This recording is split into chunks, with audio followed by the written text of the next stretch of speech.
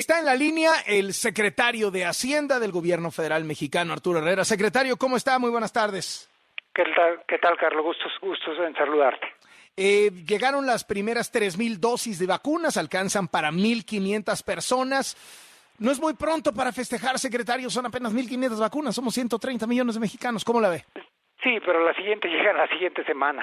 O sea, en realidad, ¿Cuántas llegan la siguiente semana? Mira, te voy a decir, van a llegar el equivalente a 250,000 en las próximas 3 semanas, nada más a partir de Pfizer y de la de CanSino, que está en la fase última y que esperaríamos tener la autorización en los próximos 10 días, llegarían entre ahora y la última semana de enero alrededor de entre 3 y 4 millones de dosis. Y la de CanSino es unidosis. Entonces, en realidad es un tema que sí va a tomar meses, pero sí ya están empezando a llegar en cantidades considerables. ¿Es el principio del fin del problema? Sí, yo creo que sí. Para mí era muy claro que a pesar de que hemos todos aprendido a convivir con el COVID, de que poco a poco la economía se va recuperando, etcétera, no íbamos a tener una salida real hasta que pues se pudiera aplicar en un número relativamente alto de la población la vacuna. Los cálculos que hace la Secretaría de Salud es que para llegar a la llamada inmunidad de rebaño se necesita más o menos que el 70% de la población en México sea inmune, que son como 90 millones de personas. La inmunidad se logra a través de dos formas. A los que ya nos dio, en principio estamos inmunes por algún tiempo, y a los que se les aplica la vacuna. Pero de todas maneras se la van a poner, usted se la va a poner cuando le toque, ¿no? Pues sí, pero yo creo que me tocará en la cola, ¿no? O sea, cuando ya le haya tocado a... Ahora resulta que muy chavo, ¿no? No, más bien porque ya me dio. ¿Cuántos? Bueno, a lo mejor... ¿Cuántos años tiene, secretario? 54. Le toca que en abril por ahí, ¿no? Depende si tengo todavía muestras de IgG, si tengo anticuerpos, pues en realidad no tiene sentido y es mejor que se la apliquen a alguien más. ¿Cuánto cuesta cada dosis, secretario? O sea, sabemos el monto total, que lo dijo usted hoy, etcétera, pero cada vacuna, ¿cuánto cuesta de las distintas vacunas que hay? Bueno, depende. Si es la de COVAX, cuesta $10.55 por dosis. Y ¿Dólares? Sí, y ese es un paraguas, eso quiere decir que COVAX lo que trae abajo son 18 iniciativas distintas, pero ellos se comprometen a que no va a ser por arriba de $10.55. Si es de Pfizer son $12. Si es de AstraZeneca está más o menos en $5, y si es de CanSino está entre 12.25 y 10.55, aunque hay que recordar que CanSino es una unidosis. Si la quisiéramos hacer comparable con las otras, habría que dividirlo por la mitad. La de COVAX es también 10.55 por dosis. Bueno, la de COVAX va a depender, sí, por dosis, así es. Sí, por dosis, ajá. La de Pfizer es $12 por dosis, y son 2 dosis también, ¿no? Así es, y también la de AstraZeneca. La de CanSino es 12.25, pero es una sola dosis. O sea, en ese sentido, la de CanSino es la que sale más barata, pues.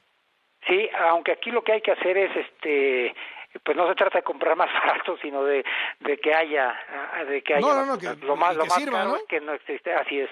Oye, ¿qué pasó con la de Astra, secretario? Como que se tropezó esa, ¿no? Mira, pasaron dos cosas. Una, se hace un experimento que es lo que en la ciencia se llama un experimento de control aleatorio, que básicamente quiere decir que se toma un número determinado de voluntarios, a la mitad se le da la vacuna y a la otra mitad se le da básicamente un suero, y después de algunos meses se ve quiénes se contagiaron y quiénes no. Entonces, por ejemplo, cuando se habla de que la vacuna de Pfizer tiene un 94-95% de eficiencia, quiere decir que comparado a los que les dieron suero, solamente el 5% se contagió. El tema que hubo a AstraZeneca fue que en el momento en que estaban haciendo su experimento, en una parte, en la primera dosis, dieron menos de lo que ellos estaban pensando. Ahora resultó muy inusual porque justamente a los que les dieron menos tuvieron mayor fue mejor, ¿no? Sí. Así es. Pero bueno, pues así es esto. Fue un experimento no buscado, pero que un error feliz, ¿no? Pero así entiendo es. Que eso sí los aventó como que al final de la cola, ¿no? Como que las autoridades dijeron, oye, ¿por qué no nos dijiste a tiempo? Leí ahí una nota... Cómo se forman en la fila dependía de dos cosas, más o menos de cuándo iban a tener las autorizaciones y disponibilidad de vacunas. Entonces Pfizer fuimos el cuarto país en que le dio la autorización, y la primera se dio hace apenas unos 10 días, recordarás cuando el Reino Unido le dio la autorización. Hasta AstraZeneca siempre pensó que nos las podía entregar más o menos en marzo. CanSino pensaba que nos la podía entregar a finales de diciembre, pero se debe haber retrasado unos 10, 15 días, ¿no? Entonces, lo que marca... Ahora, en términos de número de vacunas, secretario, ¿en cuál tenemos más amarrados? Tenemos tanto en CanSino como con Pfizer, tenemos hasta un potencial de 35 millones, nada más que Pfizer hay que dividirle entre dos. En COVAX, que todavía no sabemos cuál va a ser, tenemos 25 millones de vacunas. Ahora hay un tema muy importante que hay que recordar, Carlos. Las pruebas no se hicieron porque la ética no lo permite, así la ética médica, en menores de edad. Y los menores de edad en México representan más o menos como 40 millones de habitantes. Si una prueba no se hace en menores de edad o en cualquier población, no se puede aplicar. De tal forma que el universo potencial más grande son alrededor de entre 83 y 85 millones de mexicanos. Es decir, a los menores de edad no se les aplicará la vacuna, punto. Pues no, a menos que hubiera habido alguna farmacéutica de que manera un poco inusual hubiera hecho pruebas en los menores de edad. Pero por ejemplo, ¿cómo le hacen con las vacunas que les aplican a los bebés y eso? Pues lo que pasa es que también son procesos mucho más diferentes, ¿no? Normalmente las vacunas tardan 7 años en desarrollarse. El ejemplo más rápido antes de esto era 4 años, y ahora vamos a tener muchas vacunas en menos de un año, ¿no? Entonces hubo muchas cosas que hubo que apresurarse. Seguramente la posibilidad de que tuviera un efecto negativo en ellos es muy muy baja, porque justo lo que ha probado el COVID es que los menores de 20 años son los que tienen menos efectos, pero no van a estar inmediatamente disponibles para ellos, ¿no? Secretario, ¿cómo pinta el tema económico? ¿Va a ser recuperación en forma de V chica, de V de vaca, o va a ser más bien tipo una W con este ya nuevo cierre, pues sin ir más lejos, en la Ciudad de México y el Estado de México? ¿Cómo le pintan las cosas, secretario? No, a ver, el cierre de fin de año va a estar justo más o menos donde nosotros lo esperábamos. Nosotros esperábamos una caída de la actividad económica, digamos, entre 8 y 8.5.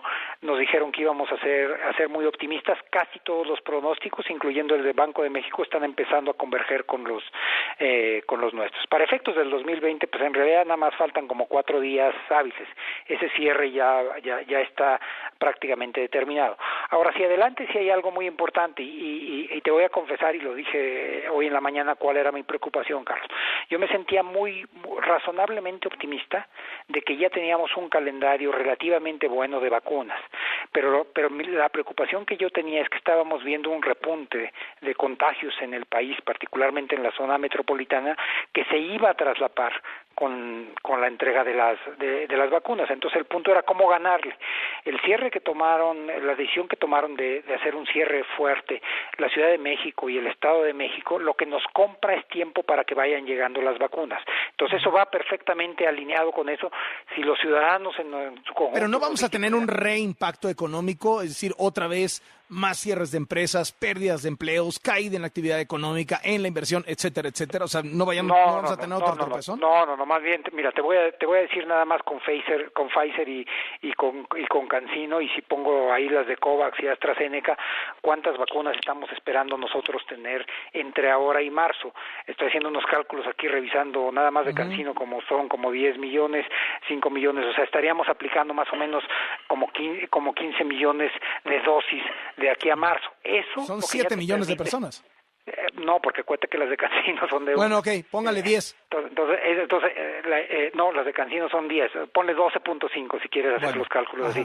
Eso es lo millones de personas, estamos hablando personas, ¿va? Sí, así es. Y eso ya lo que te permite es empezar a hacer un cierre ordenado. Y además hay que recordar una cosa. Cuando una persona se vacuna, esa persona está protegida, pero están protegidos los demás, porque si esa persona entra en contacto con alguien que está contagiado, ya no se contagia y tampoco lo transmite. Entonces, la parte de las vacunas... Sí, eso se va poniendo cada vez mejor, ¿no? Así es. Entonces, yo creo que hay restricciones, es un problema complejo, y el doctor Alcocer señaló que esta va a ser la campaña de vacunación más grande en la historia de México. De hecho, va a ser la campaña de vacunación más grande en la historia del mundo. Tiene temas logísticos importantísimos. Nos hemos enfocado en las vacunas, pero, por ejemplo, necesitamos 200 millones de jeringas. Necesitamos diluyentes en cantidades industriales. En todo eso nos vamos a gastar más o menos 1.300. Y luego hay que poner antárticas por todo el país, ¿no? Porque hay que mantenerlas a menos 80 grados centígrados, ¿no? Hoy justo me estaban comentando que en las universidades que tienen laboratorios se ha podido preidentificar más o menos como 115 lugares que lo tienen, y después hay un tema de logística bastante complejo para hacerlo muy rápido. Entonces se tiene sobre todo que identificar cuál es la población a la que se va a aplicar para tratarlo de hacerlo relativamente rápido.